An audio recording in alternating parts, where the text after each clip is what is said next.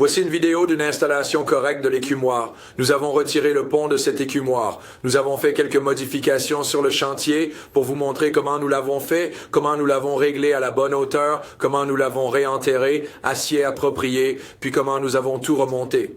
Voici la piscine sur laquelle nous avons effectué une détection de fuite. Voici l'écumoire et nous allons vous montrer ici à la jointure de l'écumoire où elle fuyait. Les écumoires devraient être monolithiques. Elles ne devraient pas fuir à une jointure. Elles devraient être coulées et enterrées dans le béton.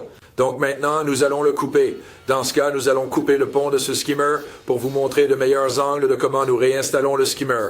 Après l'avoir coupé, nous utilisons d'abord normalement un marteau-piqueur, puis nous utilisons le petit marteau de démolition quand nous commençons à descendre plus bas. Après l'avoir coupé du système de plomberie, nous allons le replomber. Mais la partie la plus importante de tout travail de skimmer est de le régler à la bonne élévation. Alors nous l'évaluons entièrement.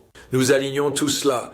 Et la partie la plus importante, encore une fois, est que le bas du skimmer soit à la même hauteur que celle de la bouche. Maintenant, nous allons installer notre boucle de plombier vers l'arrière. Mélangez notre ciment hydraulique pour la jointure. La jointure est très importante, mais elle n'est pas aussi importante que de réenterrer ce skimmer.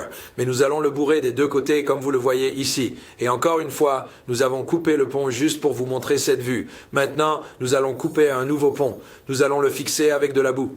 Et nous allons configurer cela pour que nous puissions commencer à intégrer notre acier dans le mur. Encore une fois, l'une des parties les plus importantes de l'installation d'un nouveau skimmer est de le fixer à la structure existante avec de l'époxy et des chevilles en acier. Placez-le en bas, placez-le en haut. Maintenant, nous allons réemmailloter. C'est la partie la plus importante. En utilisant du béton et nous allons le réemprisonner avec environ 8 sacs de béton sur une reprise de skimmer. Nous allons donc le couler jusqu'au fond où la brique va être installée. Nous allons le lisser avec une truelle, le rendre bien lisse, puis nous allons remettre nos briques avec notre pont. Nous allons utiliser un mélange de mortier pour le rejointoyer. Quand nous l'essuyons, tout devient bien propre et c'est comme ça que nous l'avons fait.